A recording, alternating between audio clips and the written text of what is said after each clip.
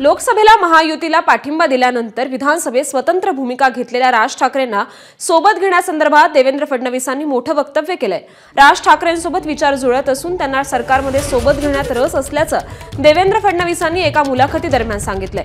तसंच आगामी पालिका निवडणुकीत जिथे शक्य आहे तिथे राज ठाकरेंना सोबत घेण्यात येणार असल्याचं फडणवीसांनी सांगितलंय। त्यामुळे आगामी काळात महायुती सरकारसोबत राज ठाकरे दिसणार का हे पाहणं आता महत्त्वाचं आहे। आपण लोकसभेला राज ठाकरे यांनी पाठिंबा दिला महायुतीला, विधानसभेत राज ठाकरेंना फार यश मिळालं नाही, परंतु काल त्यांनी जाहीरपणे अभिनंदन केलं आणि आम्ही सरकारसोबत राहू। तर भविष्यामध्ये येणाऱ्या काळात मुंबई महापालिकेच्या निवडणुका आहेत, या सगळ्याच्या पार्श्वभूमीवर राज ठाकरे आणि महायुती असं काही वेगळं कॉम्बिनेशन होऊ शकतं?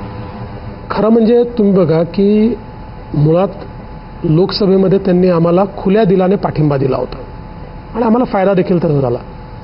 विधानसभेमध्ये आमचे हे लक्षात आलं की त्यांच्यासमोर प्रश्न आहे की त्यांचा पक्ष आहे महाराष्ट्रामध्ये आणि त्यांच्या लोकांनी जर निवडणुकाच लढल्या नाहीत तर तो पक्ष चालेल कसा, आणि आमच्याकडे त्यांना देण्याकरता जागा नव्हत्या। आम्ही 3 पक्ष होतो।